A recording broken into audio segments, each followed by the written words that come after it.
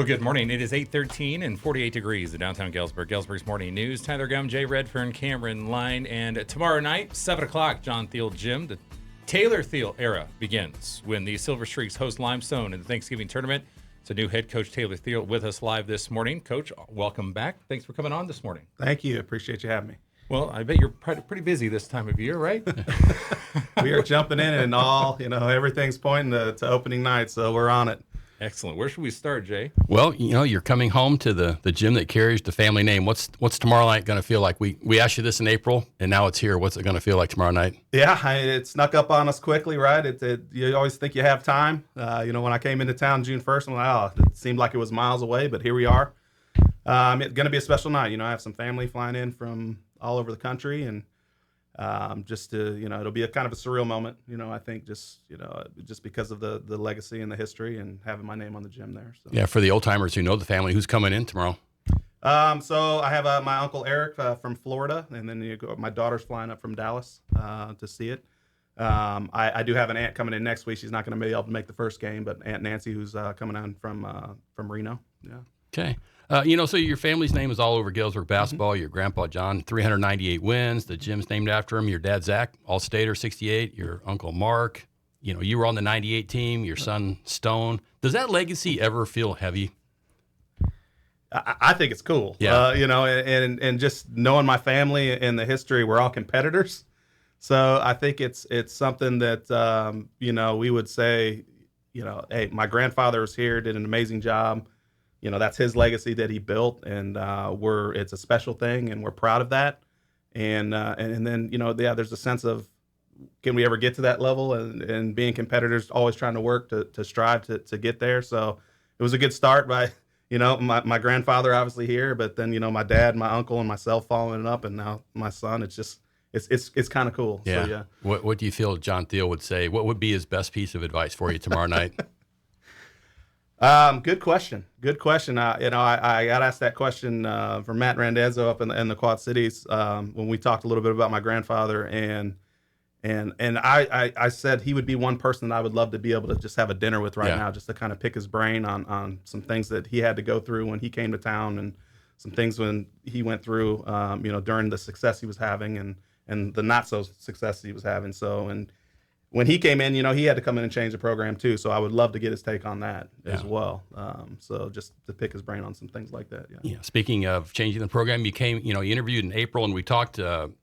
It went quick. So you've had a whole summer though, summer and fall. What did you learn about the team and the program? We were busy. I basically started from scratch. Right, I didn't know these kids; they didn't know me. I had to do some things real quick to try to get to know them. We started right. I was here on June 1st. June 4th, our team camp started.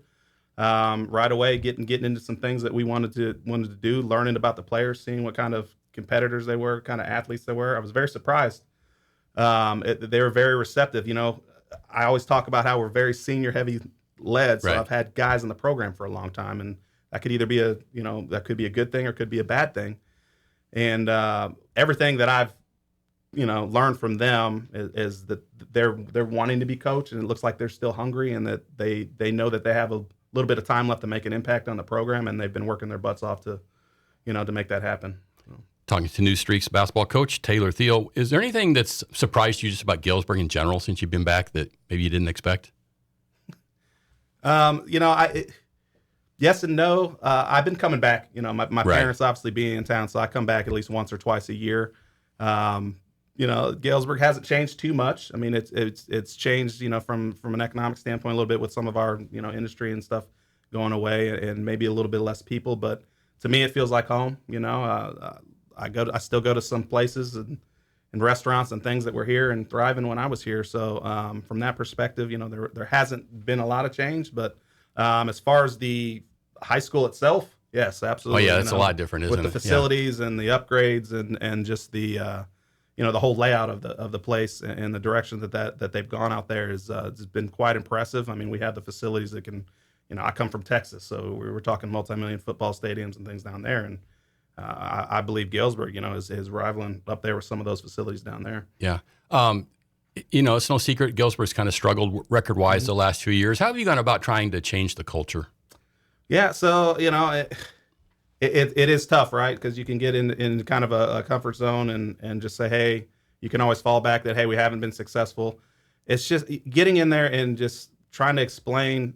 I think for me coming in as an ex-Silver Streak, my staff that I have is, as my freshman coach, he's an ex-Silver Streak, and Jacob Carl, Michael Magruder at the sophomore level is an ex-Silver Streak.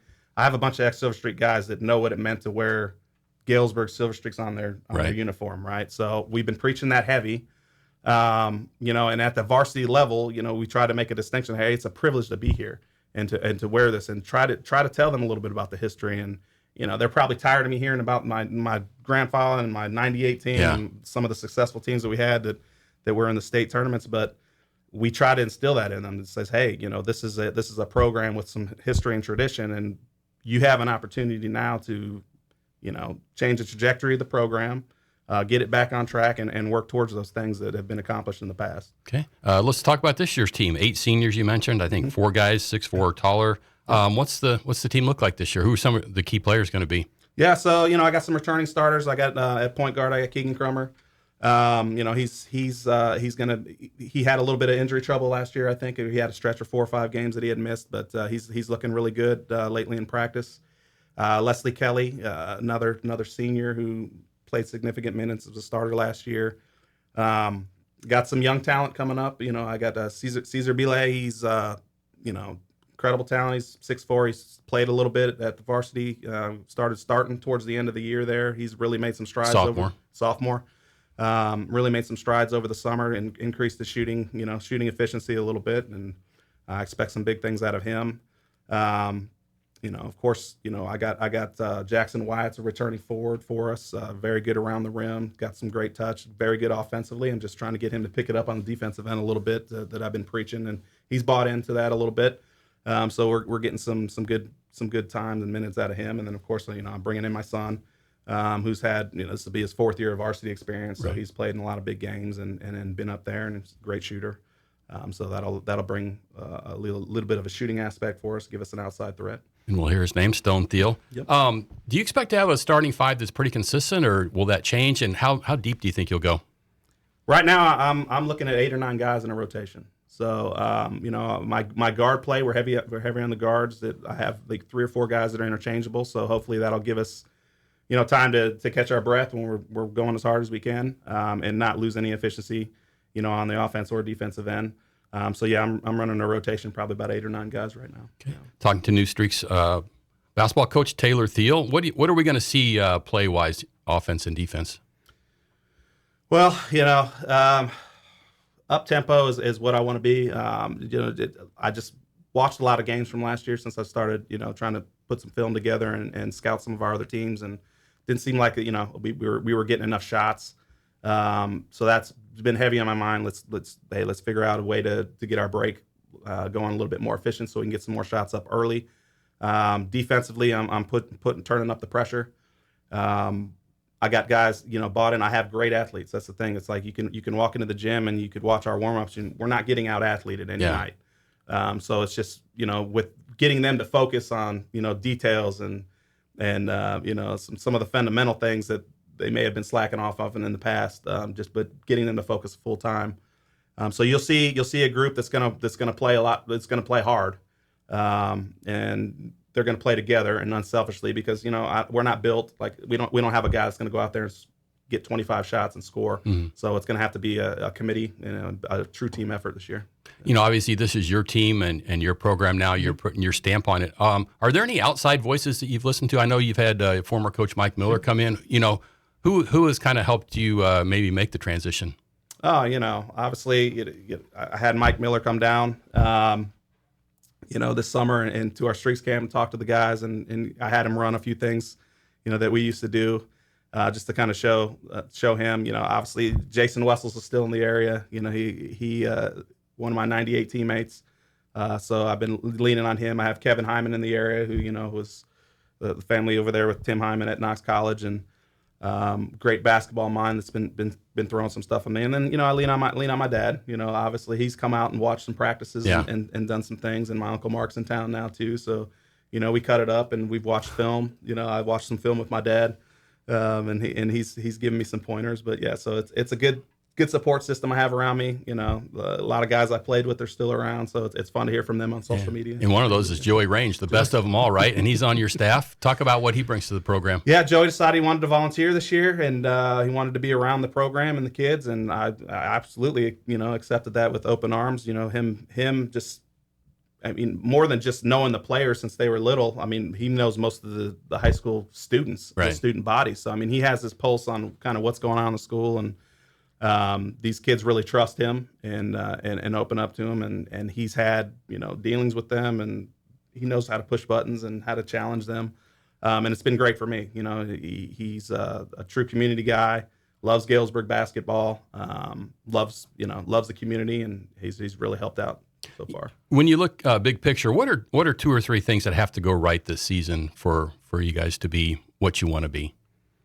I think our attitude is going to be key. When we hit an adversity, any tough things come up, how are we going to respond? Are we going to fall back to our old ways, and kind of just going to give up, or can we push through? So I think just maintaining that, that drive and overcoming adversity and when things get tough and being able to lean on each other. I think that's the other big thing. We got to be more together as a team. I don't have any D1 athletes right now. Obviously, I have some younger talent. We don't know how that's going to pan out. Right. But I don't have any, guys that are going on to play big-time college basketball. So at this time, it's like, hey, especially with 8 seniors, let's win now. How are you going to do that? Let's put our egos aside. Let's do this. Let's come together and try to be as unselfish and win. So ultimately, that's what it comes down to. Okay. How about the Big Six? What's the conference look like this year? Yeah. Like I mentioned, I went up there to the Western Big Six coaches dinner and had some great discussions with some of the coaches. Obviously, Rocky has upgraded their talent a little bit. They're going to build on what they did. They got a couple transfers in, so they're going to be solid. UT's got great experience. East Moline, up there, Coach Say's doing a great job. He's got some guys coming back, and they're poised to look good. I think right there in 4A, they're both state ranked teams at this point. I think Rocky was preseason 8 and UT was preseason 20. Moline graduated a lot of talent, but that's Coach Taylor, 700 wins. He's always going to have those guys ready to play. Same thing at Quincy. They're missing their D1 star, to graduation, and they have one of their main players I think hurt, but that's Quincy, right? They just reload. They always figure out a way. They're always going to play hard. So the top half of the conference, I'm expecting to be very solid. And hopefully, with focus on what we're doing and seeing the strides that we've made, that we can enter that top half of the conference this year. Okay. Talk about the conference or the schedule a little bit. I know you're going to a different Christmas tournament this year. Mm-hmm. Yep.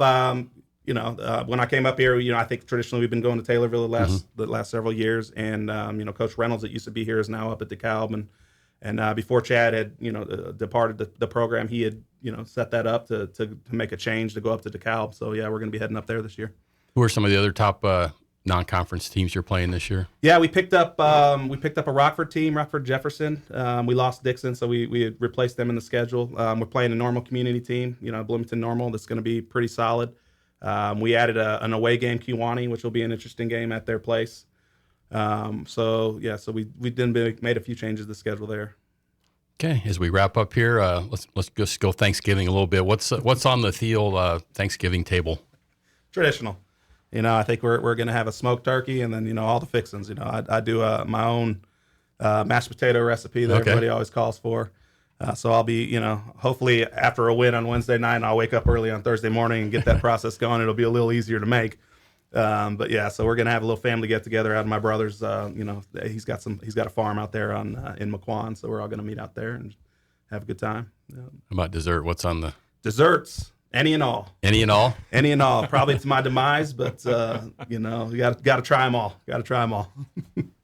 Okay, well that wraps it up. Taylor, thanks for joining us. Best